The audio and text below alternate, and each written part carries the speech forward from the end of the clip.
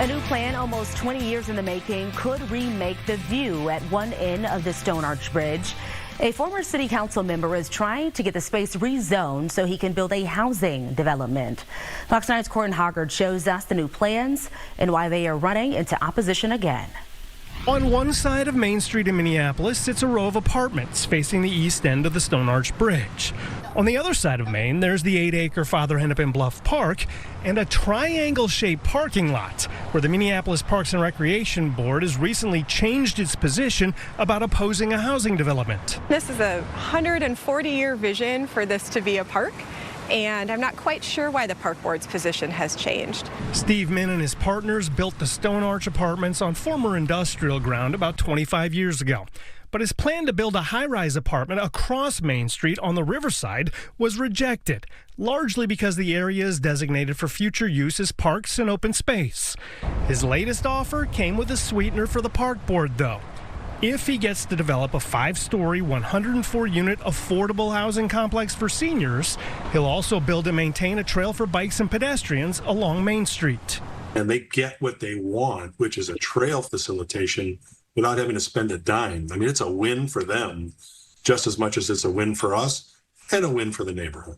This is where the bike and pedestrian trail would pick up again, and it would extend for another block. But as I go for a walk, you may see why some of the neighbors are skeptical about how valuable it really is. It doesn't come close to connecting to the next segment of the trail, which is on the other side of the University of Minnesota campus, with the campus and some railroad property in between.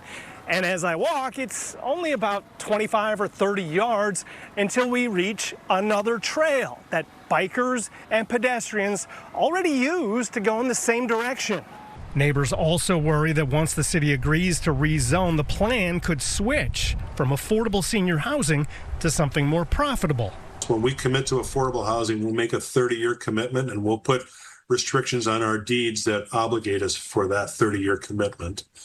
And we'll have a permanent easement on the trail to the park board, deeding it to the public. City planners say the developers haven't submitted civil plans or complete architectural plans, and they have some concerns about the rezoning request. For now, though, they're asking for more feedback, and no decisions will come for months. It's a pretty substantial change for the city to rezone this property for development when it's been envisioned as parkland for so long. That's not a decision that they'll take lightly. Min recently rescheduled a public hearing about his plans until late next month, so we'll share details about that on our website at fox9.com.